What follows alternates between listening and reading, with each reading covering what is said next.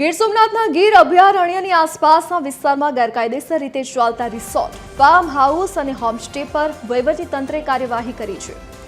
વેરાવળના નાયબ કલેક્ટર વિનોદ જોશી અને તાલાલા મામલતદારની ટીમે દરોડા પાડીને અનેક સ્થળોએ કડક પગલાં લીધા. આ કાર્યવાહી દરમિયાન ગેરકાયદેસર રીતે વ્યવસાયિક પ્રવૃત્તિઓ ચલાવતા એકમોને સીલ કરીને તેમની કામગીરી તાત્કાલિક બંધ કરાવવામાં આવી છે.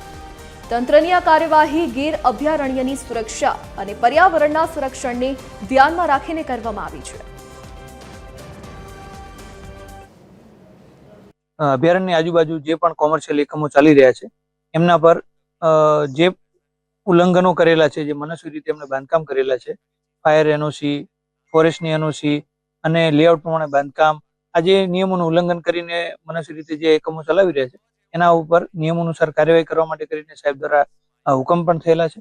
એના સંદર્ભે આજરોજ 138 જેટલા રૂમ અને 18 જેટલા એકમોને ધાવા, ભોજદે, આપણું સાંગોદરા, ચિત્રોડ, આ ગામોની અંદર આવેલા એકમોને 18 જેટલા એકમોને આજરોજ સીલ કરવાની કામગીરી કરવામાં આવી.